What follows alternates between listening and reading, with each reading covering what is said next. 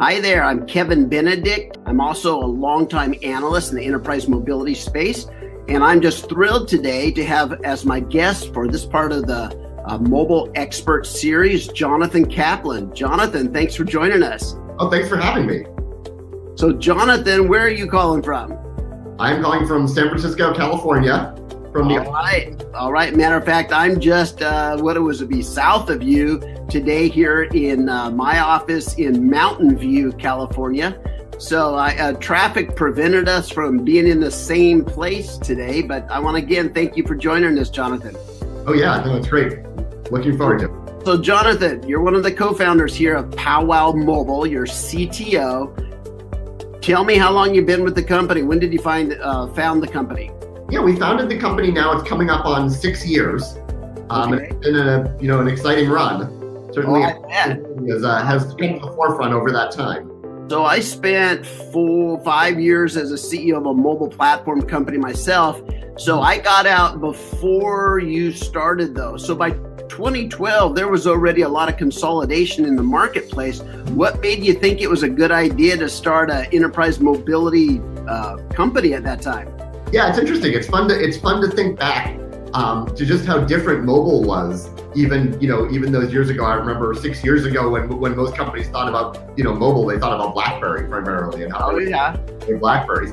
And so when we started Powwow, we saw a lot of changes happening very quickly in mobile with people having personal devices around iOS and Android and smartphones, and realizing that was going to make its way into the enterprise. And I think when we started talking to enterprises about mobile, they were looking at a lot of infrastructure issues. Mm-hmm. Looking at MDM, they were looking at security, they had all these concerns. But when we started asking them about apps, they kind of gave us a blank stare.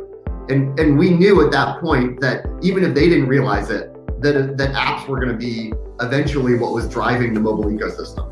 And that, companies that could help enterprises create apps were going to be, where enterprises were going. Now it's been a long time coming. I think over the last 6 years, we've really seen that evolve. But I think, if I look at it today, I think now at least people understand that that's the major problem, even though they don't necessarily even today know how to get there. Got it. So let me repeat this and see if I understand your opinion then. It's the app part of it that companies are most struggling with now. So you think the infrastructure and kind of the API space and the mobile security and mobile and data security, you think that part is kind of evolved to the part where large enterprises understand what they're doing, but they're still struggling around apps? Is that how I understand it? Yeah, I think that's fair. I think when you look at the numbers, you'll see that enterprises, by and large, the MDM space or EMM space is pretty well established. They know what their options are.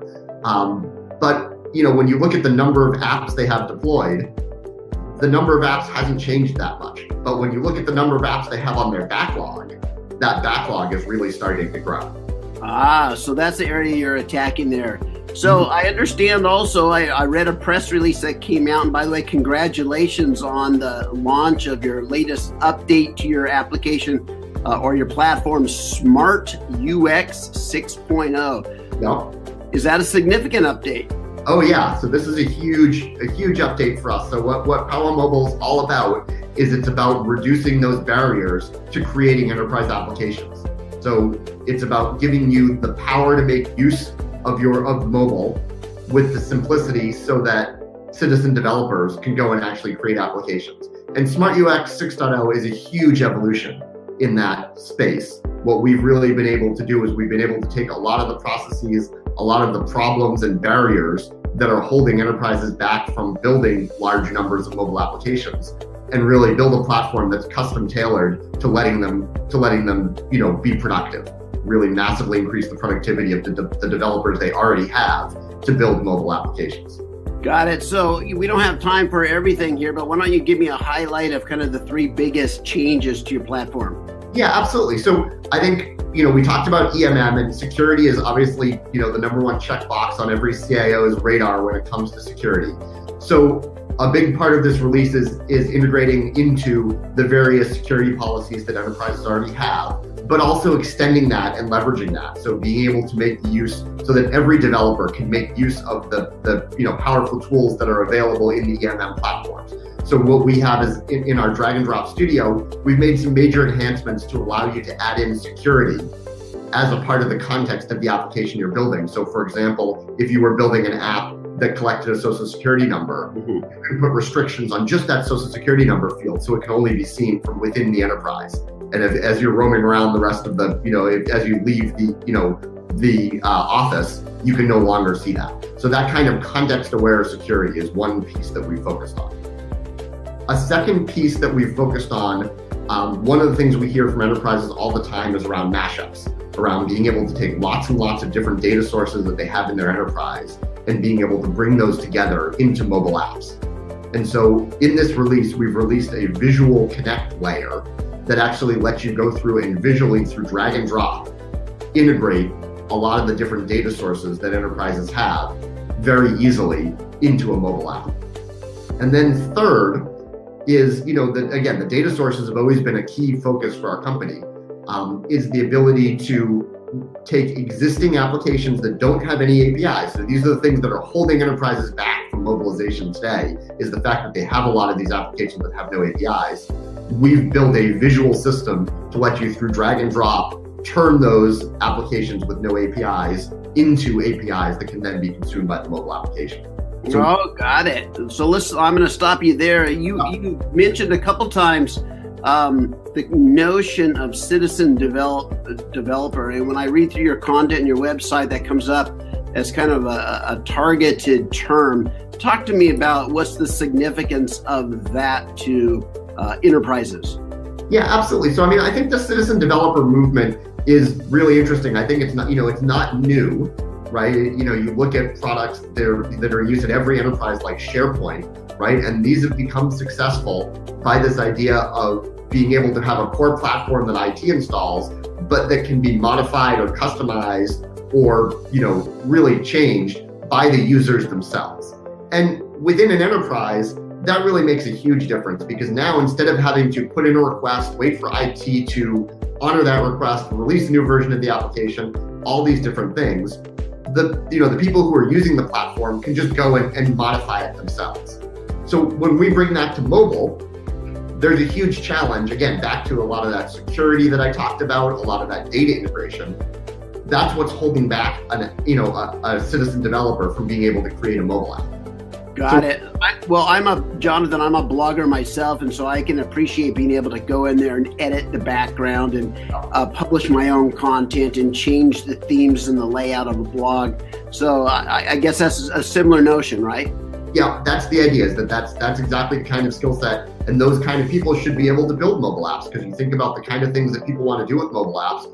Sure, there are some big complicated mobile apps that people want to build, but there's also a lot of places, things like, simple checklist kind of apps where you want to say, okay, every time our corporation does a new release or goes out in the field and does a new installation, we want to make sure we've done this X number of things. There's a lot of those kind of simple apps that need to be customized on a per organization basis, and citizen developers can make a big difference in that kind of a space. So Jonathan, in addition to all the cool features that you're putting into your platform, you guys like to talk in terms of speed, complexity, and economics. Matter of fact, one of the claims from Powwow Mobile is that, look, we're disrupting the whole environment around the speed, complexity, and economics of delivering mobile applications. What do you guys mean by that, and why do you use that phrase to really define who you are? Yeah, I think that the disruption is really key, because when you look at where, again, what it takes to get a mobile app out today, and the reason that most enterprises have such a small number of mobile apps deployed is because it really is an order of magnitude too high in terms of, and really that's in terms of time and in terms of cost. And the way you really attack that time and cost isn't about what you do, it's about who does it. And this comes back to that citizen developer message, right? It's about taking what was a pretty specialized field of mobile application development and bringing it so that, somewhere between a, web developer to citizen developer can really be productive in that space. That's how you disrupt the economics. It's not about, some new process. It's about enabling this for a different set of people. And that's what we've shown at our customers.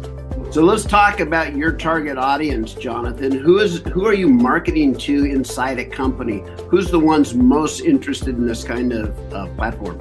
I think that's what I found most interesting about this space, is that there's really a duality, if you will, of two different groups that we talk to, right? One group is IT. And on the one hand, IT is concerned about, they have a lot of very valid concerns about mobile apps around security, around performance, around maintainability, around scalability. All of these things are a big concern to IT. But at the end of the day, it's the line of businesses who actually want the applications, right? They're the ones who are interested in the functionality, who need the functionality. And so today, typically the line of business is going and asking IT to provide applications, and IT, because of the resources that are required to build an application, is generally having to say no. And as much as people might view IT as a center of saying no, actually the people that I talk to, they hate having to say no, right? And so when we talk about this platform, we talk about two different audiences. One is being able to create a central installation that IT can deploy across the whole company. And so that's an IT message, and they're the ones who are looking at the platform, evaluating the security, evaluating the technologies that we use.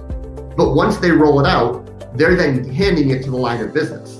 And in our most successful deployments, it's the line of business themselves who are actually going and building the application. So IT gets the security they really want, and they get all the dependability, the maintainability that they're looking for, while the line of business gets a quick way to build the applications that are specific to the line of business that the line of business needs. All right. Thank you for sharing that, Jonathan. So I'm here in Silicon Valley, and you're basically on the north end of the Silicon Valley here. One of the things that we all are smart enough to do is that as soon as there's a hot technology trend, we need to all have a story about how our products are also involved with that newest, latest, hottest trend. And in 2018, that's hands down artificial intelligence.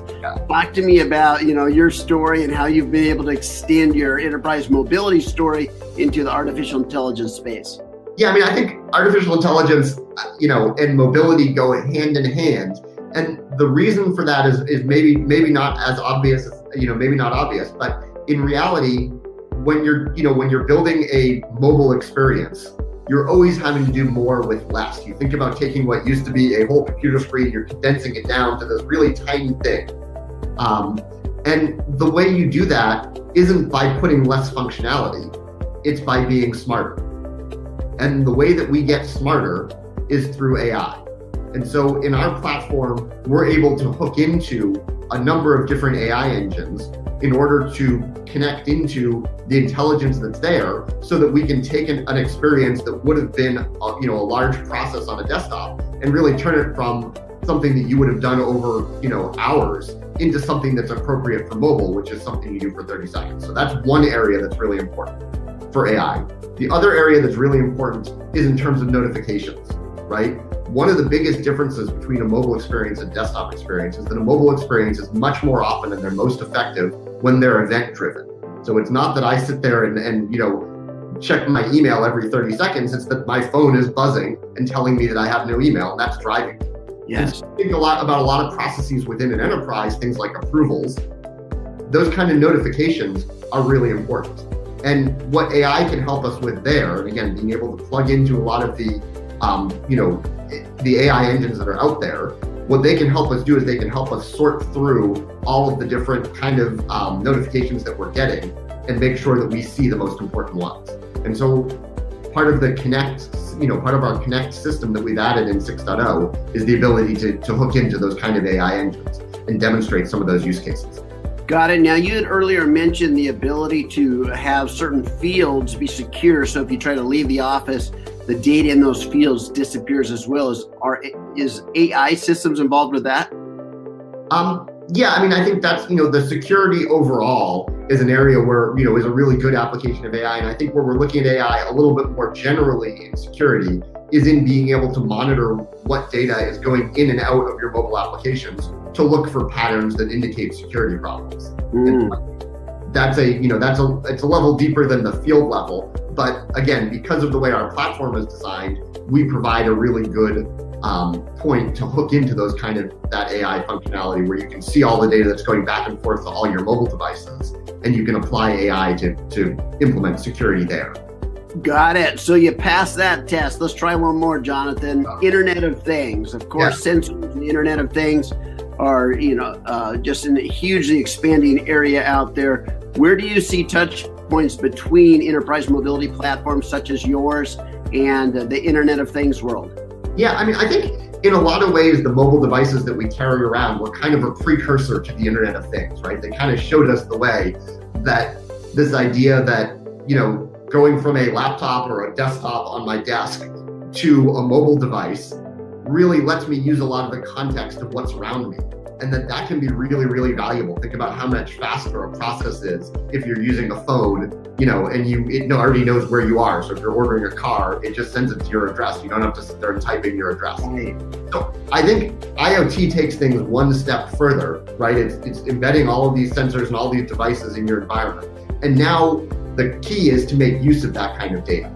And so again, with our 6.0 release, one of the big things we focused on is the data integration. So how can we make use of all the different data that's out there? And one of the biggest sources of that data is through IoT, through connected devices. So how can we use your mobile device as a gateway for that information, but also within the enterprise, how can we capture data that might be relevant to sensors in the enterprise and make that available to people via their mobile devices in a just-in-time manner, so they're getting just the right information when they need it. Brilliant. So let me pick your mind and have you share your expertise with us here before we wrap up, Jonathan. Talk to me about what you expect to see kind of as major developments over the next 24 months. So over the next 24 months, I would say it's funny because I talk about the fact that enterprises, the number of apps that enterprises have developed, isn't as big as their backlog. But over the next 24 months, actually what I expect to see is a little bit of a backlash. You think about, if I think about the home screen of my phone, I have a lot of apps, right? I have hundreds of apps, but in reality, I don't use that many of them on a day-to-day basis. And so enterprises have a little bit of the same issue, right? Even as they're starting to develop large numbers of apps, they're starting to look at how can they make those apps more effective, right? And so, going back to what we talked about with artificial intelligence, going back to what we talked about notification, I think that what we'll see over the next 24 months is we'll see a lot more of a focus on mobile devices as an intelligent assistant, right? So instead of it waiting for me to go into apps and wait for me to decide what I want to do, I'm going to be, the mobile device is going to be more of an assistant that's telling me what I should be doing when. And so that's going to be a big development. And again, I think, we've very consciously designed our platform for a world like that, where there's a lot of data coming in, and we have to be very selective about what we send to the mobile phone. But the data that we send to the mobile device is all actionable. So it's not about how many apps I have now, it's about the system that's sending me this, the events and the notifications. And I think really, I see the same thing when you look at your cars, your newer cars that are surround you with sensors out there. You don't have to turn them all on and read all the data from all the sensors. It's just part of the process. It's going to alert you and let you know when there's a problem or when there's something behind you or when a car pulled away from you or you're getting too close to a car. All that just happens automatically. It's not another app for every sensor. So right. I can appreciate that whole concept out there. Also, I wrote an article that says technology must disappear. And really, it's the same thing that you were just sharing there, Jonathan. There needs to be, natural language processors and digital assistants, voice-enabled digital assistants. So you're interfacing with one kind of bot, if you would, and all those systems can be behind it. Yeah. Because, you don't want the 100 apps just to get through your day. You want to be able to give instructions to one interface and have everything behind the scenes happen. Now, that's going to be interesting because everybody wants FaceTime. Everybody wants to promote their products and services. So what happens when all that disappears behind one, Alexa or one Siri? That'll be an interesting business model change that we're all going to have to experience. With that, Jonathan, I want to thank you so much for sharing from Powwow Mobile, your expertise, having been in the industry for a long time, and your latest launch on Smart UX 6.0. And I bet you they can find all of that at powwowmobile.com. Am I right? Absolutely. All right. Thank you so much for your time and for sharing with all of us, Jonathan. Yeah, thanks for having me, Kevin.